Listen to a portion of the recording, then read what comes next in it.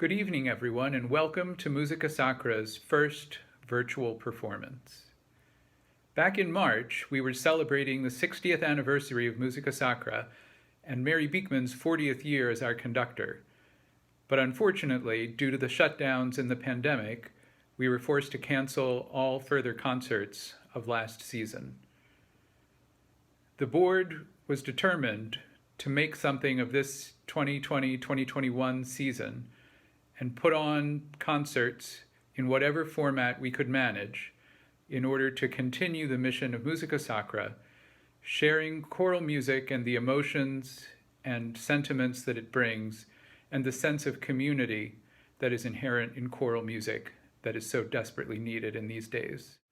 I'd like to thank some of the people that helped make this evening possible.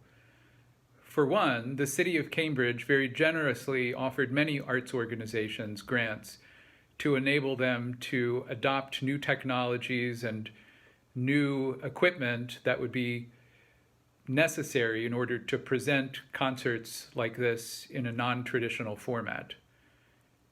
That support has been very welcome. We also thank the law firm of Kasner and Edwards, who is proud to sponsor Musica Sacra's first virtual concert. Lastly, I want to add that it's important to Musica Sacra to continue paying the artists, Mary Beekman, our conductor, Terry Halco, our accompanist, and our executive director in these times when so many are unable to continue doing their ordinary jobs. So we hope that you will help support us in that effort by donating to Musica Sacra, either tonight or in the near future, to allow us to continue making music and bringing it to you wherever you are. Thank you, and please enjoy. Good evening again. I'm Mary Beekman, the Artistic Director of Musica Sacra. One of the ways you can tell that this is a new medium for us is that the person you just heard forgot to introduce himself. He is David Halstead, the president of our board and a tenor. We have 7 performances of wonderful music for you this evening. 2 of them are virtual. We held virtual rehearsals to prepare these pieces in September. What is a virtual rehearsal, you ask? I like to think of it as the sound of one hand clapping. We all get together on Zoom. Everyone but myself and our accompanist, Terry Halco, is muted, and we make music in a vacuum. I wave my arms. I have no idea how people sound, or if they have the right notes or anything. Meanwhile, the singers are each alone in their own environment, singing their part.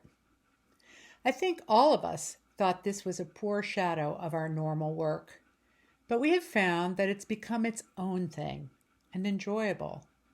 A lot of that is because we are making music. We're making it alone, but we're making it alone together. So there's still community.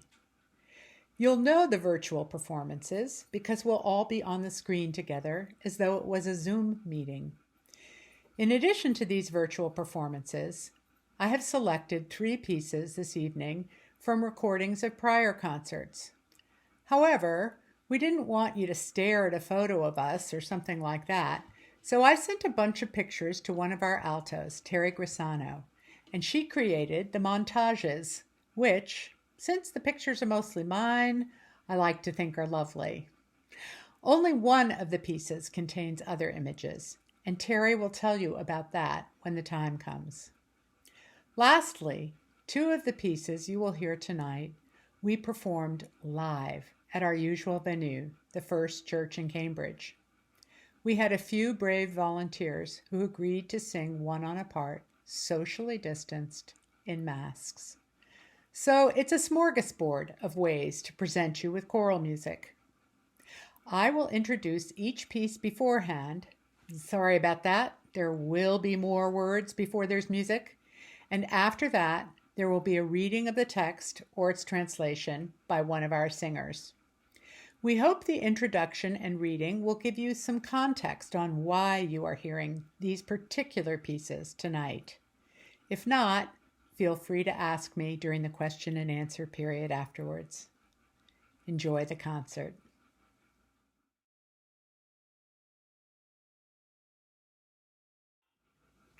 Lift Thine Eyes by Felix Mendelssohn is the first piece I thought of when thinking about programming this concert.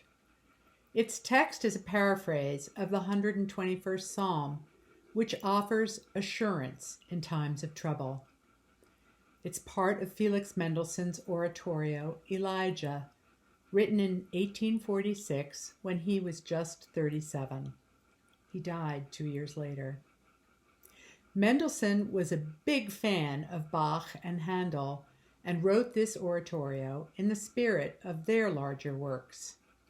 You could think of an oratorio as an unstaged opera. It has characters and a plot.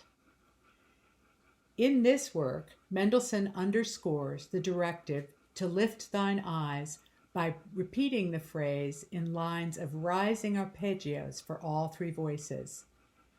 At the same time, the subsequent descent of the melodic line to finish the phrase creates a visual and oral image of the mountains themselves. Listen also for the alto's steadfast descending scale as she sings, "He hath said, thy foot shall not be moved." The longer and equal note values attest to the Lord's power and allude to a steady and firm footing. Becky Danning, the soprano in the recording, reads the text. Here is Lift Thine Eyes. Lift thine eyes, O lift thine eyes to the mountains, whence cometh help. Thy help cometh from the Lord, the maker of heaven and earth. He hath said, thy foot shall not be moved, thy keeper will never slumber. Lift thine eyes, O lift thine eyes to the mountains, whence cometh help. Lift thine eyes, O lift thine eyes to the mountains, whence cometh help. Thy help cometh from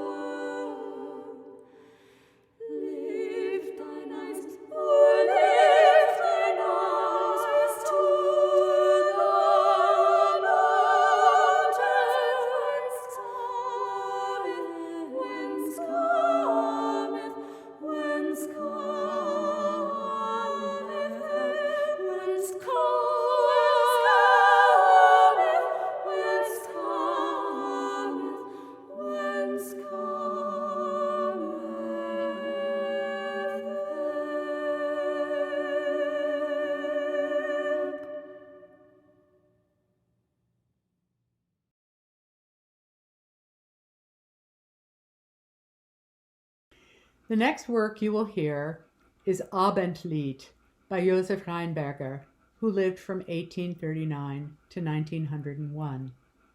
It's another work I immediately thought of when programming this concert. Rheinberger is well known to organists for his 20 organ sonatas, but probably not to many other people, although he also wrote a lot of choral music. Abendlied is probably the best known. Some of you may be aware of the aesthetic rivalry between the composers Johannes Brahms and Richard Wagner. Reinberger was one of the few contemporaneous composers who recognized and admired the strengths of each. The text, "Abide with us, for it is toward evening, and the day is far spent," might be taken to imply foreboding, but Abendlied's major key and gorgeous sonorities assure the listener that the text's request for safety has been granted. Here is Abendlied.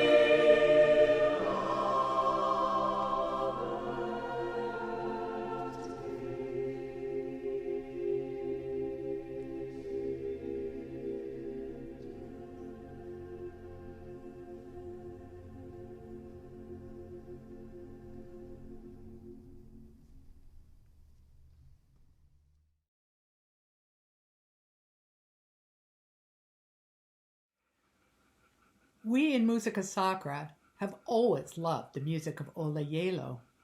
So when Chorus America offered the opportunity to co-commission a piece, we jumped at the chance. Born in Norway in 1978, Gjeilo came to the US to study composition at Juilliard in 2001 and has remained here ever since. Surely that is one of the reasons why the text for Roots is filled with nostalgia. More important, though, is the fact that both the text, by Eric Whitacre's favorite poet, Charles Anthony Silvestri, and its music were conceived and composed at the beginning of the pandemic. So the use of home as a metaphor for what we have lost in leading our day-to-day lives is particularly resonant. Roots is simpler in its compositional style than many of Gjello's other pieces, but that gives more power to its heartfelt message. Katie Von Cohorn, a long-standing soprano in the group, reads the text. Here is Roots. Roots by Charles Anthony Silvestri. When all is still and silence falls, when darkness gathers in and shadows cover all, I close my eyes and fond memories I recall, and I'm once again in my heart's home. The softly falling snow, the valley green, the simple joy of friends gathering as has always been, those deep blue skies, the crackling ice, the bright sunrises of my home, where love is strong and roots grow deep, where I felt safe at play or cradled fast asleep. Though I've since left, this vision in my heart I keep, until I'm once again in my heart's home.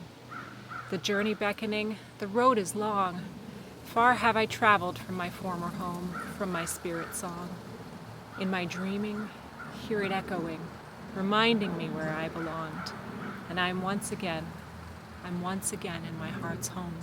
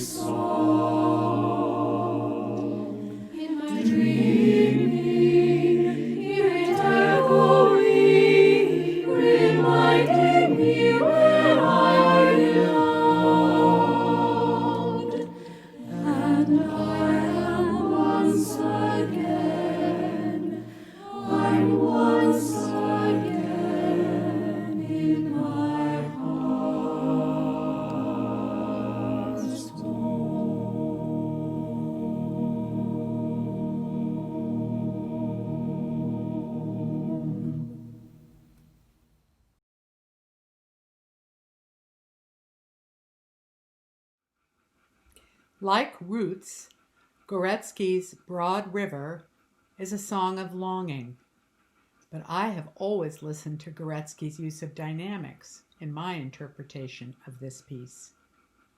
The same simple phrase is set homophonically, just like a hymn is set, and that same simple verse is repeated 3 times. The first time, Gorecki asks for a forte, or loud dynamic. In the second verse, he asks the dynamic to be even bigger. And in the final iteration, he calls for a piano or soft dynamic.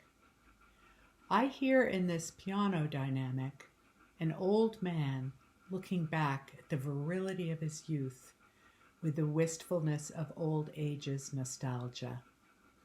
See what you think. The text will be read by James Mulder, a tenor in the group. Here is Broad Waters. Broad waters of the Vistula, now I shall tell you my thoughts. As yesterday, so today, I must be with you forever.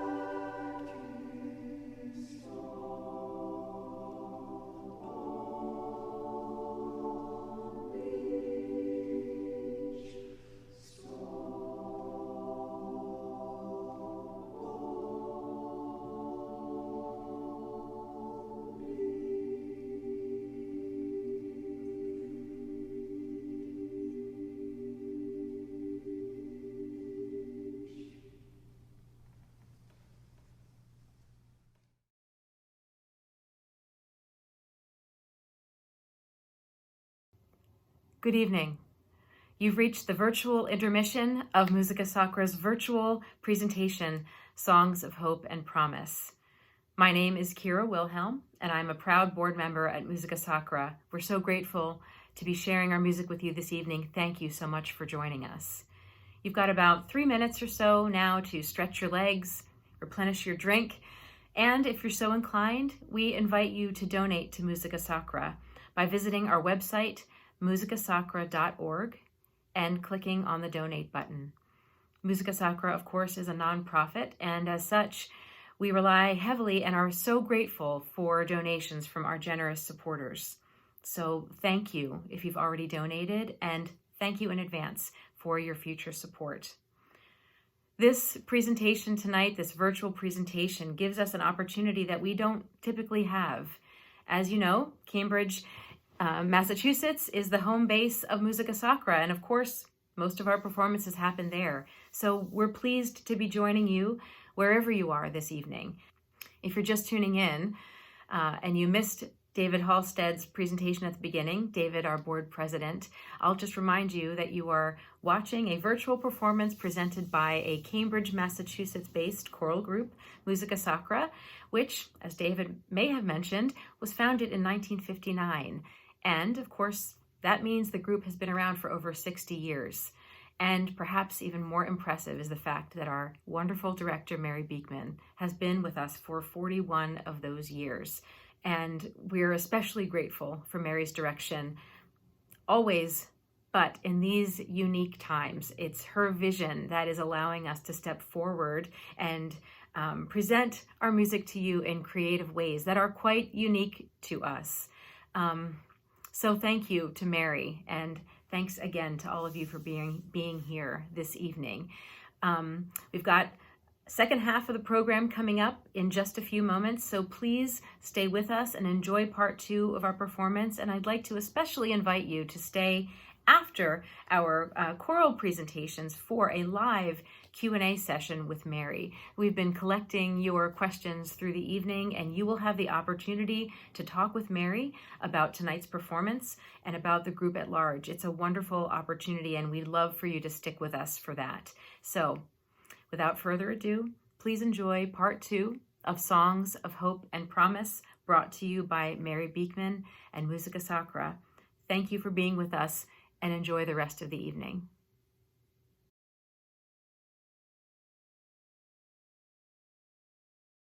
Our next piece is Lass dich nur nichts nicht dauern by Johannes Brahms. I've known this piece for almost 50 years, and yet I never tire of it. It's because I've always heard music linearly.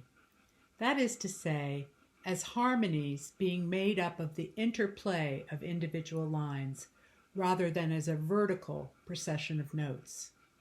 I've always been drawn to fugues and Renaissance music for that reason. If you've sung a simple round, you've participated in singing a canon, a form in which voices sing the exact same music in succession. I don't know whether you'll be able to hear it, and it's not even important if you don't, but Brahms writes this entire piece, up until the Amen, as a canon. He takes 2 lines in duet, those of the soprano and alto, and then follows them exactly with the tenor and bass lines in duet. There's only one key difference, and the pun is intentional. The male voices are a whole step lower than their treble counterparts. These 2 duets are accompanied by a flowing accompaniment in the organ. That such a strict and challenging construction can result in such a serenely beautiful work astounds me to this day. The text will be read by Emily Neidem, the alto in this recording. Here is Lass dich nur nichts nicht dauern. Let nothing keep you in grief. Be calm, as God ordains.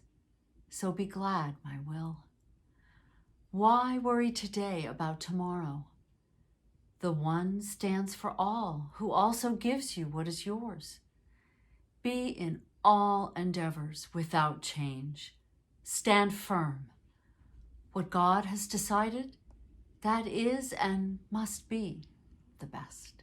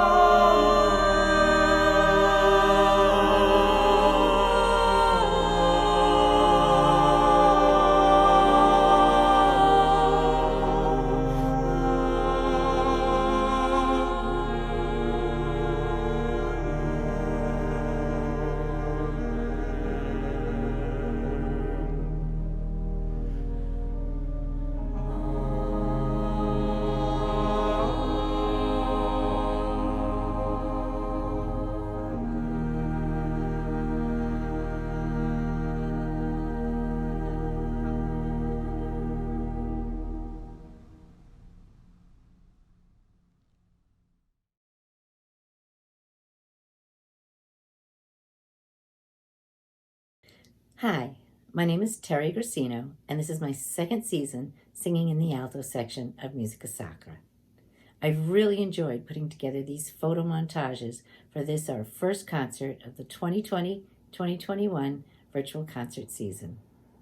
Our next piece is by contemporary composer Eric Whitacre, born in 1970 in Nevada, whose most recent virtual project included 17,562 singers from 129 countries.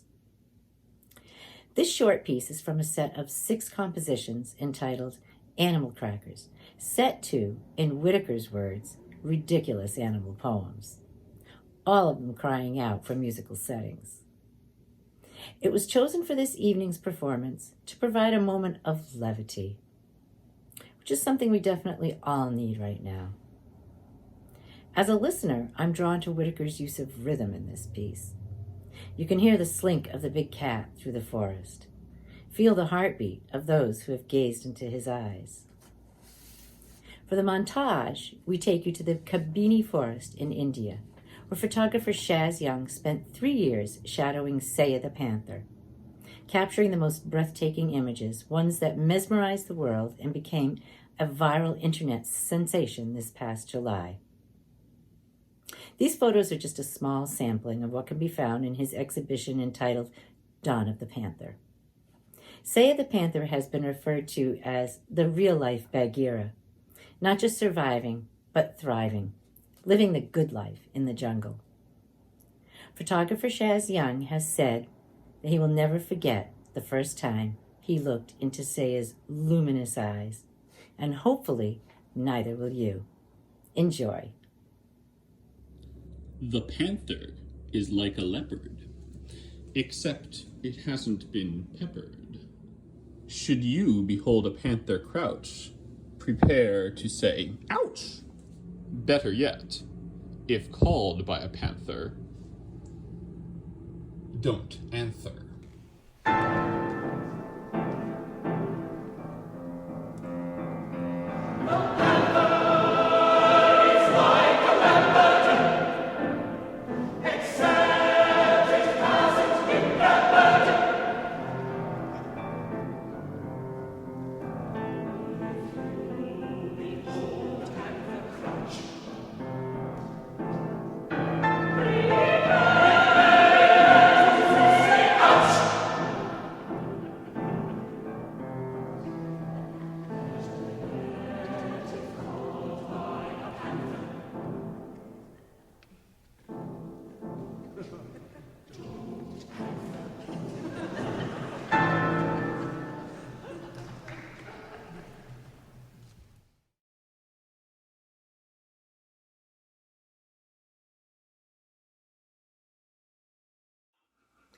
We end this evening's concert with Choose Something Like a Star by the 20th century composer Randall Thompson, who lived for many years on Larch Street in Cambridge. I know this because I had the great privilege of transcribing music for him when I was a sophomore in college. He set 7 of Robert Frost's poems and ended his set with this work. I'm ending tonight's program with it because of Frost's line, "So when the mob is swayed to carry praise or blame too far, we may choose something like a star to stay our minds on and be stayed."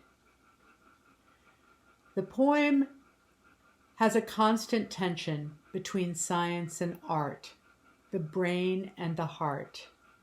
Feelings provide a moral compass, even if they cannot be qualified. Randall Thompson has some wonderful word painting. The word dark is low in the alto voice to illustrate the word, and its minor tonality then gives way to the original major tonality on the word light. Our accompanist, Terry Halco, pointed out that the tonal movement from the original key of G major to B minor enhances the sense of mystery contained in the next line. Here is Choose Something Like a Star. The text will be read by long-standing member and alto Lynn Courtney. O star, the fairest one in sight, we grant your loftiness the right to some obscurity of cloud. It will not do to say of night, since dark is what brings out your light. Some mystery becomes the proud, but to be wholly taciturn in your reserve is not allowed. Say something to us we can learn by heart, and when alone, repeat. Say something, and it says, I burn. But say with what degree of heat? Talk Fahrenheit, talk centigrade, use language we can comprehend. Tell us what elements you blend. It gives us strangely little aid, but does tell something in the end. And steadfast as Keats' eremite, not even stooping from its sphere, it asks a little of us here. It asks of us a certain height. So when at times the mob is swayed to carry praise or blame too far, we may choose something like a star to stay our minds on and be stayed.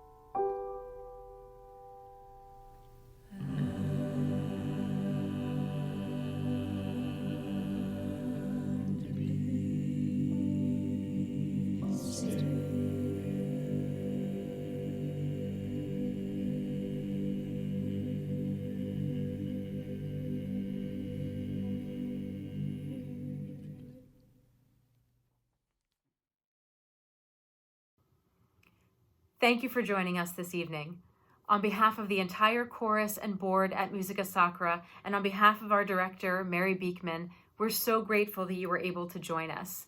And we hope that our music brought you some peace, brought you some joy. This is our first foray into virtual performances, but it certainly won't be our last, and we welcome your feedback. Please share your comments in the comments section or send us an email at info@musicasacra.org. We'd love to incorporate your feedback into future virtual performances. And a reminder that as soon as I'm finished here, we invite you and encourage you to stick around for a live Q&A session with Director Mary Beekman. We know you will enjoy hearing directly from Mary as she answers your questions about the music that you just heard.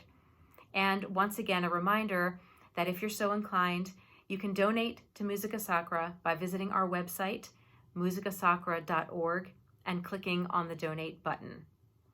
Once again, thank you so much for joining us this evening. We offer our music as a gift to you, but please know that presenting it has been a gift to us as well. Thank you.